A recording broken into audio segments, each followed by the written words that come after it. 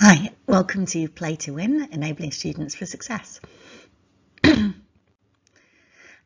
name is Michelle Sanford. I'm a TEDx speaker, a tech girl superhero, one of MCV's 30 most influential women in games, and I work for Microsoft, and I'm the Vice Chair of the Australian Computer Society in WA.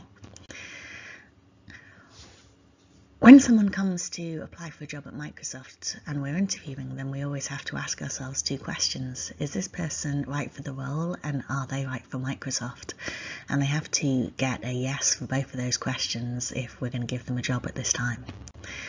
And the thing is, they need to ask themselves the same thing as well. When they're interviewing with us, they should look at the person and say, can I see myself working with this person or for this person, and does this look like a fun workplace to be in? Because if the answer is no to either of those things, then they shouldn't consider the job either.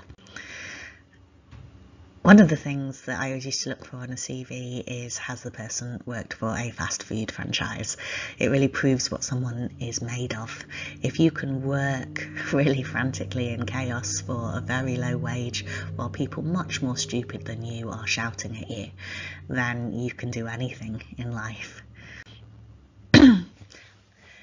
Also look for volunteer experience. When you're sitting looking at a desk full of CVs, 200 CVs, all black and white, all Times New Roman, everyone's qualified, everyone has some experience. You want to know, what are the differentiators? What extra do they bring to the role? So volunteer experience is definitely it. What are they giving back into the community?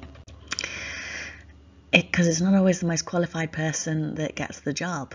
We had a young guy once who came in and he was the least qualified candidate in there, but his attitude when he came to the interview was flawless. He was filled with enthusiasm. He gave every question a good crack, and yeah, we knew it really from the moment he shook our hands that he was going to be the one, and he was great.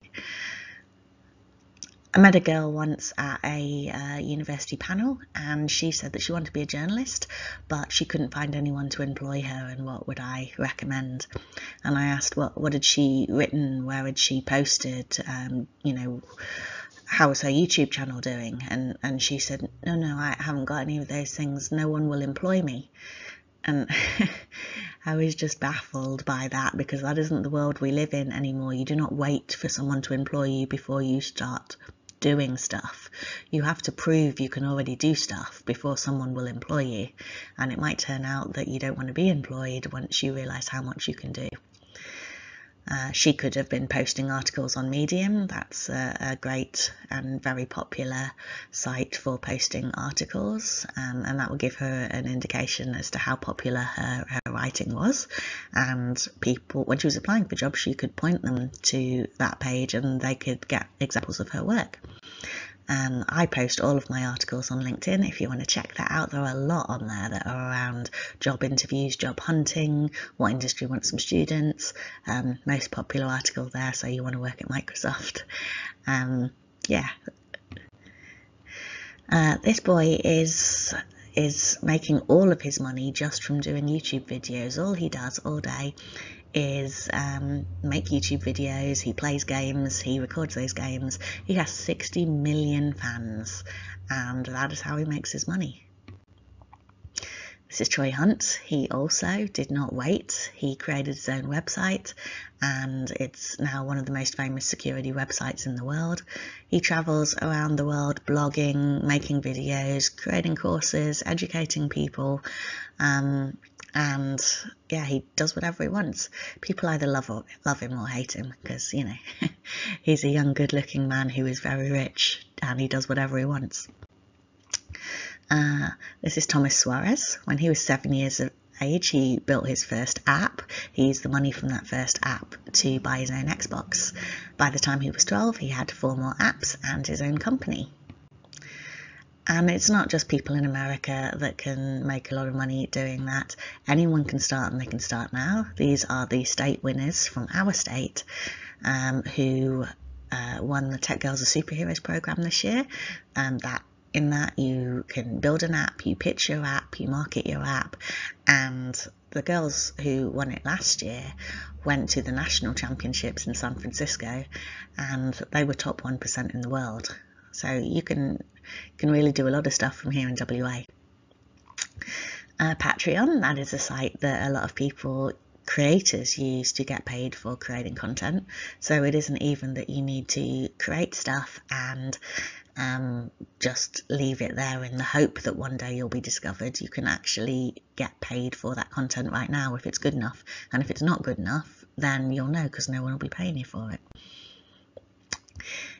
If the kids are developers or they want to be developers, GitHub is absolutely a really great place to start, because it has all these little guides on it. You just start on day one following the first guide, 2 minutes long, complete that, you get a little contribution square, move on to the next one, move on to the next one, move on to the next one, and you just follow your way through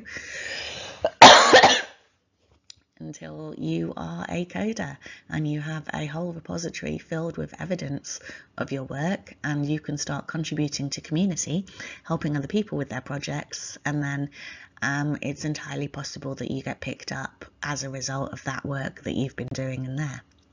This is Krista Timmerman. She made her own video CV, which got her a job at Adobe. I had one mentee come to me once, and she had described herself as a good project manager on her CV. I said, why wouldn't you put an excellent project manager? And she said, well, other people might be better than me. And I said, well, I definitely want to hire one of them. Why would I hire you? I have another mentee right now who told me that he is not capable to take the next step, and no one will give him a job at the next step because of that. And I said, yeah, when you use language like that, even to yourself, inside your own head, no one will believe you are capable of taking the next step, because why should they if you don't? They say that our greatest fear is fear of public speaking. It's greater than the fear of dying, which only comes in at number 2. If kids are so afraid of public speaking, the best thing you can do to set them up for life is to give them practice at public speaking. Set up a Toastmasters in the school, and yeah, encourage them all to take part in every opportunity to stand up in front of the class and speak. If they can overcome that fear, then they will be much more confident at interview and in real life. This is Tim. He just got a job at Empire, and I'm super proud of him. And he did that through coming to events, networking, approaching people, speaking to them, and he got the job. This is Donna Saka. She's my hero. The reason I love her so much is that she's not just a coder, she's a designer, she's an author. She shows her creative side in everything that she does. And people often think that tech is only for coders, it's only for people who love maths. That's not true. There is a role for everyone in tech, no matter what it is that you're interested in. If you want to get in contact with me, those are all of my social media things, and you should be able to find a lot of information just by following me on those. Thanks for coming.